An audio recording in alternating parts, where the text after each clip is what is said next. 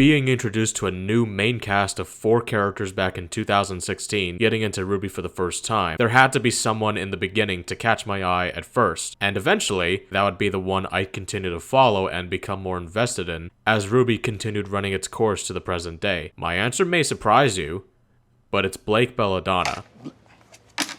Are you out of your goddamn mind? Blake? What? Son of a bitch! You done messed up, Malaki! My name's Blake. This, however, does not mean I completely ignore the struggles of the other 3. Having a favorite character does not take away the enjoyment I have of the other characters developing. Whether if it's trying to get away from the icy grips of control, overcoming trauma while learning that not everything is about taking things head on in a split second, or pursuing a belief sprung from naive ambition and carrying said belief towards her maturity as she gained more experience in the world she never gave up on, but not before going through pain herself, as close friends were there to believe in her as she was driven closer to the edge. Same case for the others in their desperate time of need, though some attempts to reconcile were met with aggressive backlashes that spawned the desire to properly address any grievances before things got worse, feeling ready to help anytime they can, since they've recently escaped their own troubles, not too long before the inevitability may come to face said troubles again in the near future. Each member of Team RWBY had their own version of pain and pleasure they've experienced throughout their journey, but not before attracting the attention of friends to help them face the trials that manifested itself before them. So why did Blake's journey pop out to me, and me specifically? Why would a huntress who just so happened to be born with cat ears be a subject of interest as I watched RWBY? Well, let me get into, to put it lightly, the root of thought.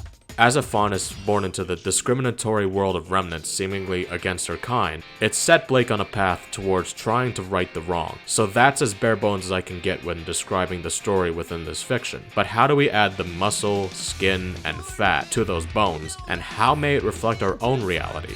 You add thoughts, you add early childhood experiences, and the first people that ever cross your path. The first people that you selectively accept in the beginning. In life, those developed thoughts and experiences recorded result in the creation of a lens that gives someone the ability, in their free will, to develop an interpretation that perceives the world around them. And this lens that was developed may end up being the lens they look through for the time they are alive. Later, in Blake's case, would end in regret, thus potentially prompting change. What prompted said change is witnessing the people she thought were her allies turn out to be her worst nightmare. It would encourage her to go back to people who legitimately cared for her. She'd make strides to look up at who she could be and change who she was before hitting a new low. In attempts to become a better person, finding redemption while experiencing closure with her nightmarish past, that same nightmare would attempt to pull her back down a path of delusion in an attempt to course correct what change she's built for herself and take her right back to where she started so long ago. The thoughts that carried Blake across the seas and into the shadows had been rooted in the fact that she was one of them, quote unquote. What I really like about that is she accepts what she is born as and learns to be at peace with it. Despite that peace, however, there was still a time when her experiences and ideologies clashed with another that had her own judgment on faunus, albeit a very harsh one. As previously alluded to, these judgments that Blake and those around her possessed contributed to her decision-making throughout the series, especially when it came to building up walls to block out others. But alas, all walls cannot stay up forever, and beyond that tumbling wall is a road, and all roads lead back home, back to her teammates. Now, other series I've consumed in the past, such as Sucker Punch's Infamous and James Mangold's Logan, have dyed its storytelling with some electrifying sparks of narrative and the spilling of blood to deliver a very sharp message that honestly claws at my gut every time I hear it. Don't be what they made you. Infamous's case would follow Cole McGrath's journey as you play him throughout the game. The game delivers Cole's uncertainty as he reacts to having these powers for the first time, while the people around him share similar reactions as well. But with his newfound power setting him apart from the rest of his loved ones and those around him, he, or rather you, the player, could rise above that so both humans and conduits could live in peace. Or alternatively, you can make the decision to take everything for yourself and ultimately destroy Cole's original goals. Though Second Son proved the second game's bad ending to be non-canon, the same decision-making followed Delson's journey as he began to wield his new powers.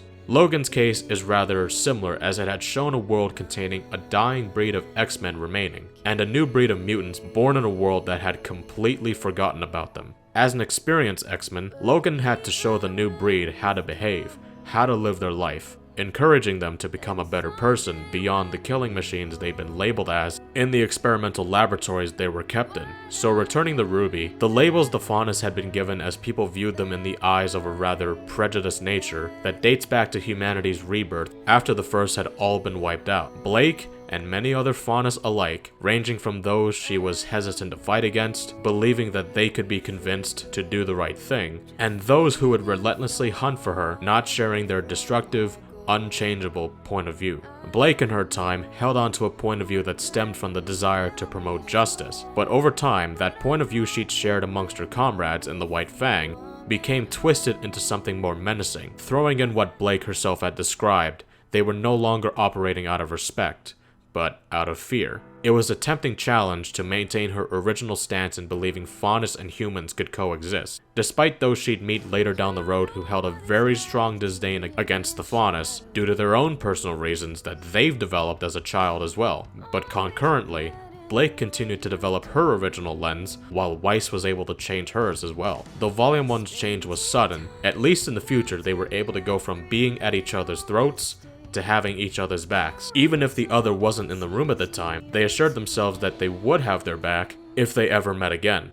It just helps to link the dots between what's been said and the actions and emotions shown on screen. It was no longer about persistently tackling her problems alone. It was no longer about distancing herself away from those who cared for her. She's changed and come far since the beginning as an over-obsessive, conflicted huntress who kept to herself, was hesitant of expressing herself, to a caring and emotional person, willingly accepting help without resisting, reaching out to protect herself and her friends. Characters do not stay the same static character that originally made themselves who they are, which is why I enjoy following their journeys, whether if it's RWBY or anything really. What matters is the characters continue to grow, learn, and evolve. That is why I continue to love this series, and will continue to do so. Though Blake Belladonna's story is my favorite of the main four, she and her teammates don't have to face what lies ahead of them alone. They can take their newly developed selves and use that new self as their journey steers them ever closer to the icy heart of Atlas, towards the 7th volume.